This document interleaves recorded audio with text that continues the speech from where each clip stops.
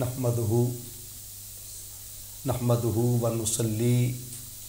व नुसल्लिमु अला रसूलिहिन नबिय्यिल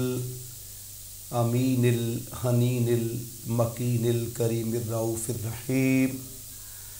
अम्मा बअद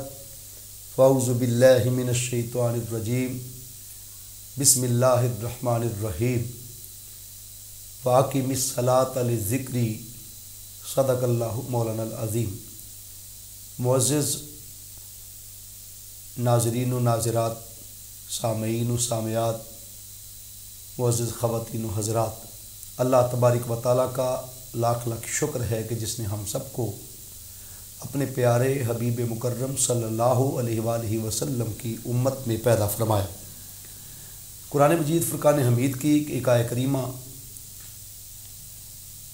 नमाज बतौर अल्लाह का ज़िक्र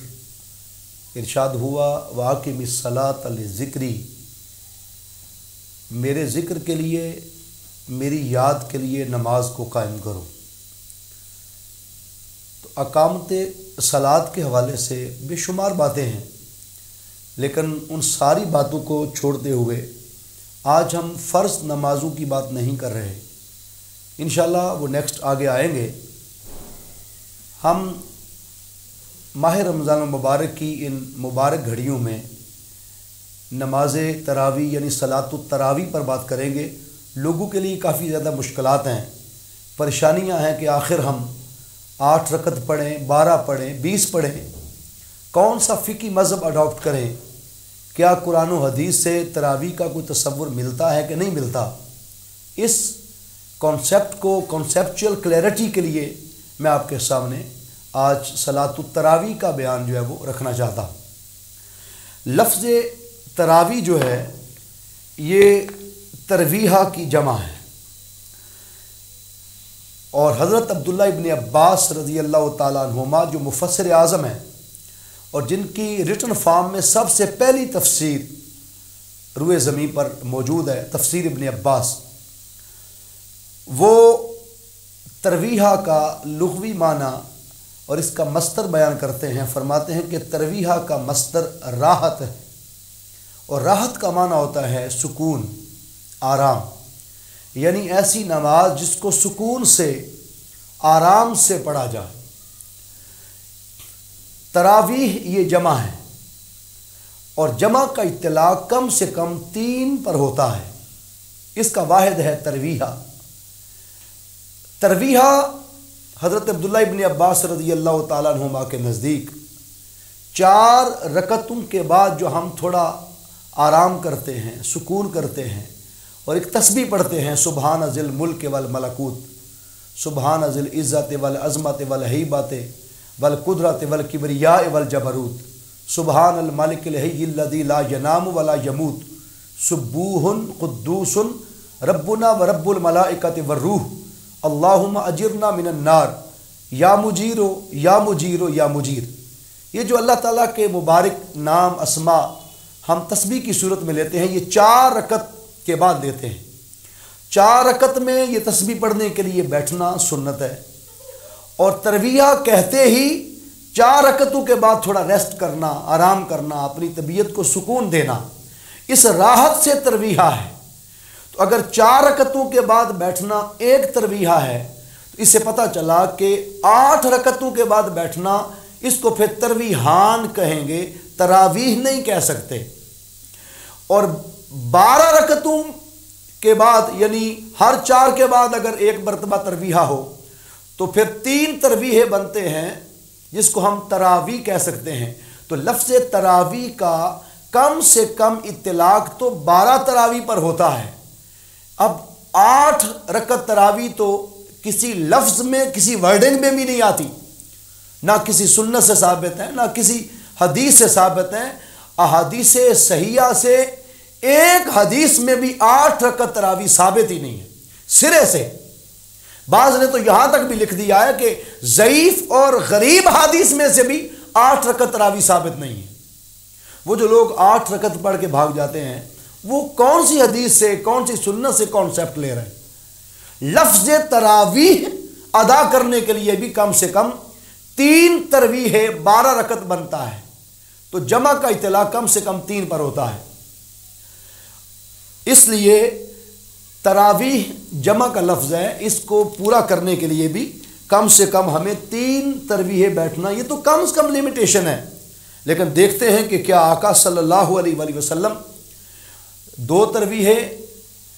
3 تراویح، 4 تراویح یا 5 تراویح کیا فرماتے تھے؟ حضور صلی اللہ علیہ وسلم کی سنت کیا ہے؟ اور یہ حدیث حضرت عبداللہ ابن عباس رضی اللہ تعالیٰ عنہما سے روایت ہے کہ آقا صلی اللہ علیہ وآلہ وسلم اپنی نماز تراویح میں 4 تراویح نماز کے اندر اور 5واں تراویح 3 وتر سے پہلے ادا فرماتے تھے۔ مطلب یہ کہ 5 تراویح آقا صلی اللہ علیہ وسلم کا فرمانا سنت ہے، اور 5 ہر 4 رکعت کے بعد 1 تراویح ہے، اور 4 کو 5 سے ضرب دے تو یہ 20 رکعت بنتے ہیں۔ تو 20 رکعت تراویح حضور صلی اللہ علیہ وسلم کی سنت ہے، اور آقا صلی اللہ علیہ وسلم کے عمل طیبہ سے ثابت ہے۔ جب آپ نے حدیث پاک ابن عباس رضی اللہ تعالیٰ عنہ کی زبان اقدس سے سن لی، تو پھر دیکھتے ہیں کہ کیا صحابہ اکرام رضوان اللہ علیہ مجمعین کا بھی یہی مذہب تھا، یا وہ اس مذہب سے تھوڑا ہٹ کر آگے چل رہے تھے؟ تو اس پر میں ایک حدیث پاک حضرت عبد الرحمن بن عوف رضی اللہ تعالیٰ عنہ سے آپ کی نظر کرنا چاہتا ہوں۔ ان رسول اللہ صلی اللہ علیہ وسلم انہو ذکر شہر رمضان ففضلہ علی الشہور۔ حضرت عبد الرحمن بن عوف رضی اللہ تعالیٰ عنہ سے روایت ہے کہ آقا صلی اللہ علیہ وآلہ وسلم سے یہ حدیث روایت کرتے ہیں، انہو ذکر شہر رمضان ففضلہ علی الشہور، حضور صلی اللہ علیہ وسلم نے ماہ رمضان مبارک کا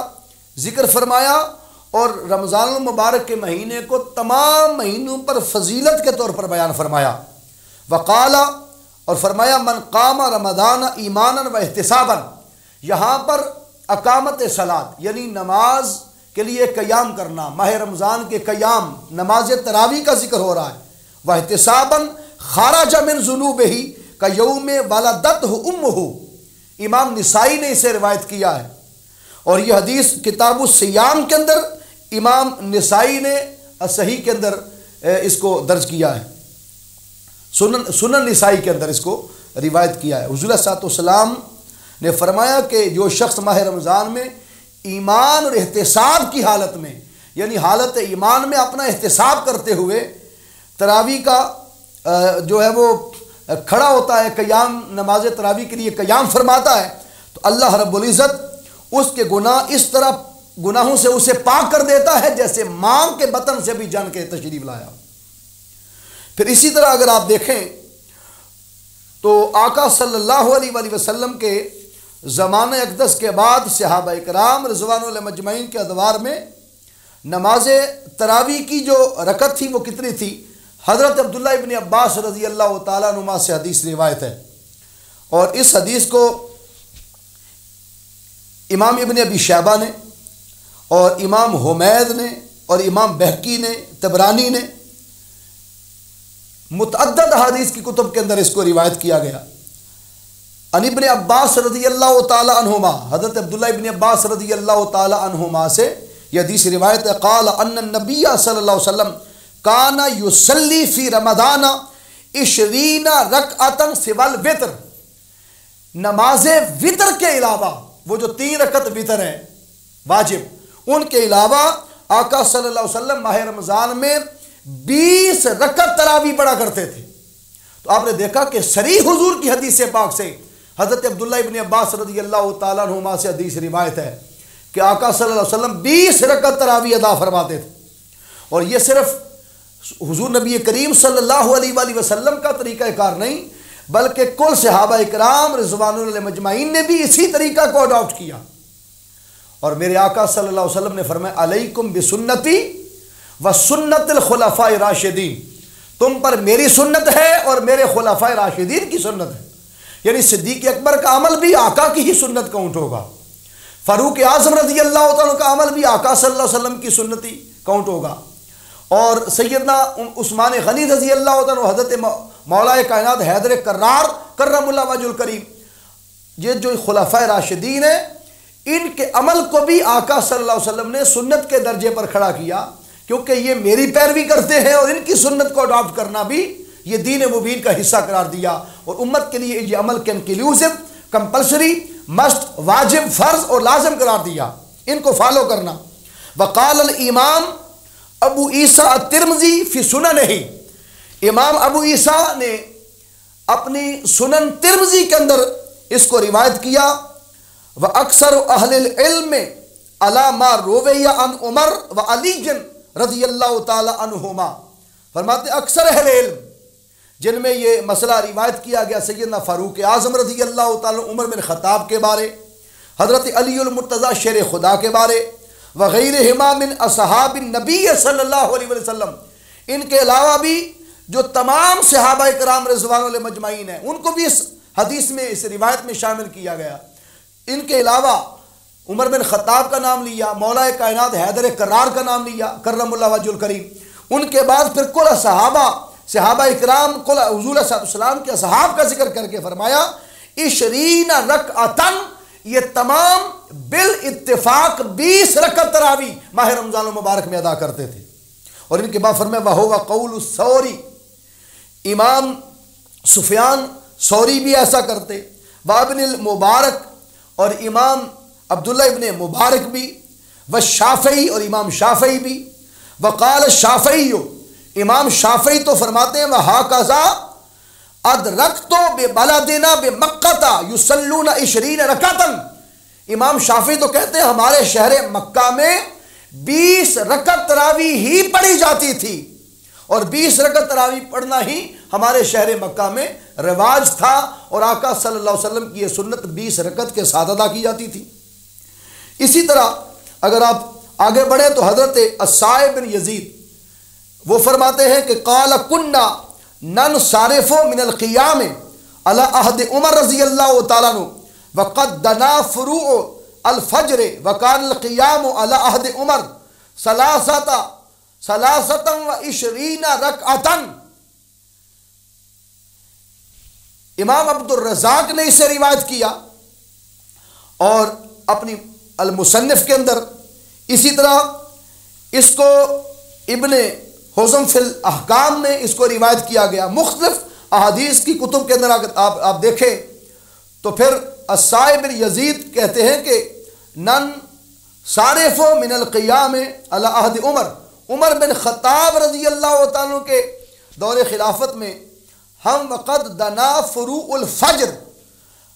ہم فجر کے قریب جا کر نماز تراویح سے فارغ ہوتے تھے، اور بشمول صلاۃ الوتر یعنی 3 رکعت وطر کے اس کے ساتھ ہم ٹوٹل 23 رکعتیں نماز ادا کرتے تھے، یعنی 20 رکعت تراویح اور 3 وطر ڈال کر 23 رکعت ہوئے۔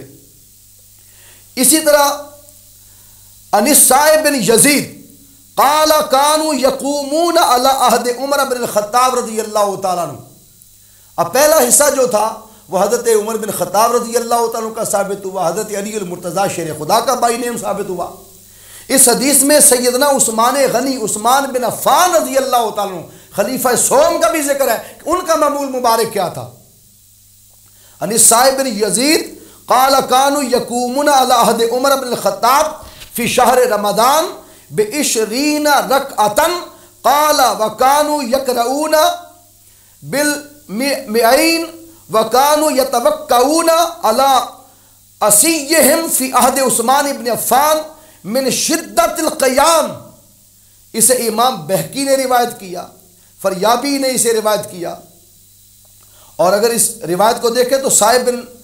یزید کہتے ہیں کہ انہوں نے بیان کیا کہ حضرت عمر بن خطاب رضی اللہ عنہ کے عہد میں صحابہ کرام رضوان اللہ مجمعین ماہ رمضان المبارک میں 20 رکعت تراویح پڑھتے تھے، اور ان میں 100 آیات والی صورتیں پڑھتے تھے۔ یہاں پر جو ورڈنگ آئی ہے وہ مئین یعنی 100 رکعتیں، جو 100 آیات ایک صورت میں ہوتی، اتنی لمبی صورتیں جو تھی وہ اس کے اندر تلاوت کرتے یہاں تک کہ ہمیں فجر ہو جاتی۔ اور شدت قیام کی وجہ سے حضرت عثمان غنی رضی اللہ تعالیٰ عنہ کے عہد خلافت میں تو اس قیام میں شدت ہوتی اور اتنی شدت ہوتی کہ لاٹھیوں کا سہارا لے کر لاٹھیوں کی ٹیک پر کھڑے ہو کر بھی نماز تراویح ادا کرتے تھے۔ آپ اندازہ کریں صحابہ کرام کا شغف، ان کی تراویح کی نماز سے محبت، ان کا پیار، اللہ کے حضور جاگنا، گریہ وزاری کرنا، قیام اللیل کرنا، راتوں کا جگرتا۔ نماز تراویح آقا صلی اللہ علیہ وسلم کی سنت کا عمل تھا۔ سنت کو عزیز ترین جانتے ہوئے، آقا کی سنت اور عمل طیبہ کو عزیز جانتے ہوئے اس عمل کو اتنا پسند کیا، اتنا مقبول ہوا، اتنی محبت کرتے تھے۔ اور یہ 20 رکعت اس لیے پڑھتے کہ آقا کا عمل طیبہ تھا 20 رکعت تراویح کا، اس لیے وہ اس سنت کو کبھی چھوڑنے کے لیے تیار نہ ہوتے تھے۔ اور ان ابی الخصیب، ابن ابی الخصیب سے روایت قال کانا یؤمنا سوید بن غفلۃ فی رمضان فیصلی 5 تراویحات 20 رکعتا۔ وہ جو میں نے آپ کو تراویح کا تذکرہ کیا تھا شروع گفتگو میں، تو یہاں پر 5 تراویحات کا ذکر بھی آ گیا، یعنی 20 رکعت تراویح میں وہ 5 تراویحیں کرتے۔ اس حد تک بھی نماز کو جو ہے وہ ادا کرتے تاکہ رکعتیں 20 ہو جائیں، اور ہر 4 کے بعد وہ ایک تراویح یعنی راحت، آرام، سکون کے ساتھ وہ تسبیح پڑھتے۔ اسی طرح حضرت علی ابن ابی طالب رضی اللہ تعالیٰ عنہ اور حضرت مولا علی شیر خدا علیہ السلام، آپ نے تو 20 رکعت تراویح پڑھنے کا اپنے دور خلافت میں باقاعدہ حکم دیا تھا۔ سنت تو ہے ہی، حیدر کرار نے اس کو حکمن کیا تاکہ آقا کی سنت کو کوئی ترک نہ کر سکے۔ ان ابن عبد الرحمن السلمی ان علی قال دعال قرہ فی رمضان فامر منہم رجلا یصلی بالناس 20 رکعتا وقال وکان علی یؤتر بہم وروا ذلک من وجہ آخر عن علی۔ امام بہقی نے اس حدیث کو روایت کیا ہے، اور امام ابن ابی شیبہ نے المصنف کے اندر اسے روایت کیا ہے۔ متعدد محدثین کو اگر آپ اٹھا کر دیکھ لیں تو حدیث پاک کے اندر آتا ہے کہ حضرت عبد الرحمن السلمی رضی اللہ تعالیٰ سے مروی ہے کہ حضرت علی رضی اللہ تعالیٰ نے ماہ رمضان مبارک میں جتنے اچھی تلاوت کرنے والے قاری تھے ان کو بلایا، اور قرات کرنے والے اچھے قاریوں کو جمع کیا، اور انہیں بلا کر ان میں سے ایک شخص کو مولا کائنات نے 20 رکعت تراویح ادا کرنے کا باقاعدہ حکم جاری کیا۔ تو حیدر کرار کا حکم آ گیا، مولا علی شیر خدا کا حکم آ گیا۔ یہ وہ حیدر کرار ہے جن کے ذکر کو میرے آقا نے عبادت قرار دیا۔ حضور نے فرمایا ذکر علی کی عبادت، علی کا ذکر کرنا خدا کی عبادت ہے۔ النظر الی وجہ علی عبادہ، علی کے مکھڑے کو دیکھنا خدا کی عبادت ہے۔ کہ حضور نے فرمایا النظر الی علی عبادہ، علی کو پیچھے سے جاتے ہوئے دیکھنا بھی خدا کی عبادت ہے۔ وہ علی جن کی شان میں اللہ نے 300 قرآن کی آیتیں نازل کر دی، وہ مولا علی جنہیں اہل بیت میں مصطفیٰ نے داخل کیا، وہ مولا علی شیر خدا جن کو مصطفیٰ نے جگر کا ٹکڑا فاطمہ الزہرا کا تحفہ عطا فرمایا، وہ مولا علی جن کے بارے عمر بن خطاب رضی اللہ تعالیٰ عنہ فرماتے کہ 17 نعمتیں زمین پر ایسی اتری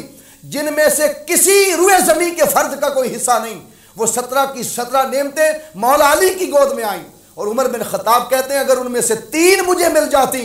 تو میں خود بک جاتا، وہ 3 خرید لیتا، مگر اس میں سے ایک بھی میرا نصیب نہ تھا۔ وہ 17 کے 17 حیدر کرار کا نصیب تھے۔ نمبر 1 فتح خیبر، یہ مولا علی کے ہاتھوں لکھی تھی۔ نمبر 2 حضور کے جگر کا ٹکڑا مصطفیٰ کی بیٹی سیدہ کائنات سیدۃ نساء العالمین سیدۃ نساء الجنہ حضرت فاطمہ الزہرا سلام اللہ علیہا، یہ بھی حیدر کرار کا نصیب ہے۔ اور نمبر 3 حالت جنابت میں کہ جب بندے پر غسل واجب ہو جائے، حضور نے فرمایا علی تو بھی مسجد نبوی میں اس حال میں داخل ہو سکتا ہے اور میں محمد عربی بھی داخل ہو سکتا صلی اللہ علیہ وسلم۔ مسجد نبوی میں حالت جنابت میں کسی کو داخل ہونے کی اجازت نہ تھی، حضور نے اپنے آپ کو اور حیدر کرار کی اجازت کی اناؤنسمنٹ فرمائی ہے۔ وہ مولا علی شیر خدا کرم اللہ وجہ الکریم جن کے بارے ام المومنین حضرت عائشہ صدیقہ رضی اللہ تعالیٰ عنہا فرماتی تھی کہ میں نے علی سے بڑھ کر کسی کو مصطفیٰ کی شریعت کا پابند نہیں دیکھا، میں نے مولا علی سے بڑھ کر کسی کو شریعت کی پاسداری کرتے نہیں دیکھا۔ تو جو شریعت کے اتنے پابند ہوں کہ جن کی ایک نماز اثر حضور علیہ السلام گود میں آرام فرما ہوں، اگر سورج ڈوبنے کے قریب پہنچ جائے اور نماز قضا ہونے لگے تو آنکھوں سے آنسو تھمتے نہیں ہیں۔ ارے جن کی ایک نماز کے قضا کے خالی اس پیغام پر آنسو کبھی تھمے نہ اور آنسو کی لڑیاں لگ جائیں اور آقا پوچھیں علی تیرے آنسو بتاتے ہیں کہ آپ کی نماز قضا ہو گئی ہے، قضا پڑھنی ہے یا ادا پڑھنی ہے؟ عرض کی آقا سر مصطفیٰ کا ہو، چہرہ حضور کا میری گود میں ہو، گود علی کی ہو، اور اگر میں نے قضا پڑھی تو قیامت تک دنیا تانے دے گی۔ ایک ولایت کا بادشاہ، ایک نبوت کا سرتاج، آقا میں قضا نہیں بلکہ ادا پڑھنا چاہتا ہوں۔ مصطفیٰ اٹھے، سورج کو اپنے ہاتھوں سے یوں اٹھایا جیسے پتنگ باز ڈور سے پتنگ کو کھینچ کر بلند کرتا ہے، مصطفیٰ نے سورج کو یوں پلٹا دیا اور مولا علی نے نماز عصر جو ہے وہ ادا فرمائی، قضا نہیں ہونے دی۔ اس سے پتہ چلا کہ مولا علی شیر خدا کتنے شریعت کے پابند اور پاسدار تھے۔ انہوں نے قاری حضرات جمع کیے اور قرا حضرات جمع کر کے ان میں سے ایک قاری کو 20 رکعت تراویح ادا کرنے کا باقاعدہ حکم دیا ہے، اور خود مولا علی شیر خدا کرم اللہ وجہ الکریم خود آگے کھڑے ہو کر ان کو وطر کی نماز پڑھاتے، وطر آپ خود پڑھاتے اور 20 رکعت قاری اچھے قاری کو آگے کھڑا کر کے ان سے پڑھواتے۔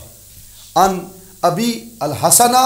ان علی ابن ابی طالب رضی اللہ تعالی امر رجلا ان یصلی بالناس 5 تراویحات 20 رکعتا۔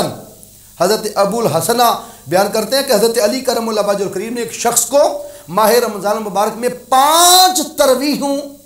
میں 20 رکعت تراویح پڑھانے کا حکم دیا، یعنی 5 تراویح،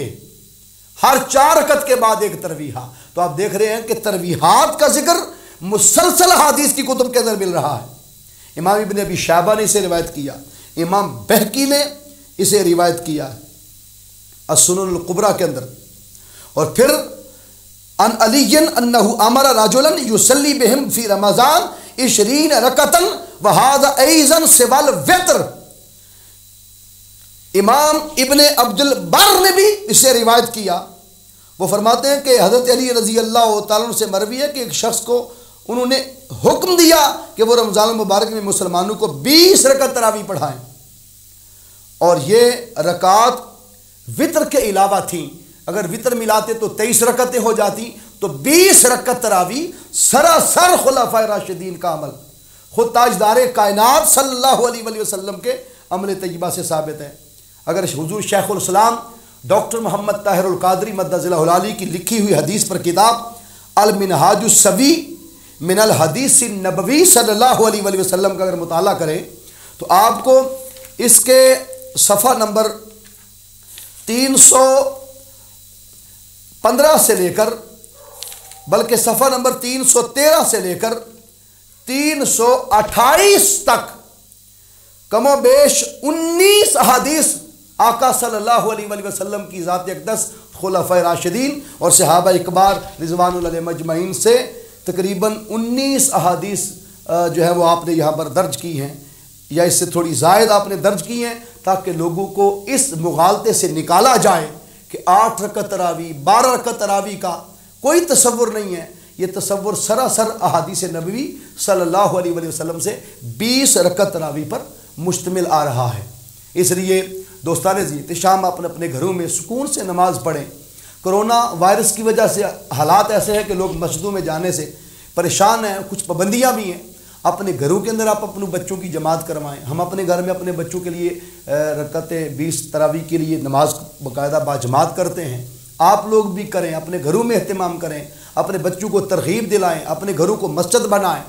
مسجدوں کا ماحول پیدا کریں، اپنے گھروں کے اندر تربیت گاہیں بنائیں، اپنے احوال چینج کریں۔ اللہ نے یہ موقع دیا ہے لوگوں کو اپنے گھر آباد کرنے کا، کیونکہ گھر وہی آباد ہوتا ہے جس گھر میں اللہ کا ذکر ہوتا ہے، اس کے رسول صلی اللہ علیہ وسلم کا ذکر ہوتا ہے۔ حلقات درود و فکر قائم کریں، وہاں گھر میں بیٹھ کر تسبیحات درود شریف کی پڑھیں، تسبیحات پڑھیں، اپنے بچوں کو، اپنی اولادوں کو، اپنی نسلوں کو قرآن اور صاحب قرآن کی محبت سے آشنا کریں۔ اللہ تبارک و تعالی ہمیں 20 رکعت نماز تراویح آقا کی سنت کے مطابق ادا کر کے تمام اشکالات امت کے دور کر کے ہمیں اپنے دین مبین کے ساتھ انصاف کرنے اور آقا صلی اللہ علیہ وسلم کے دین مبین پر عمل پیرا ہونے کی توفیق عطا فرمائے۔ بار دیگر ہم آپ سے درخواست کرتے ہیں کہ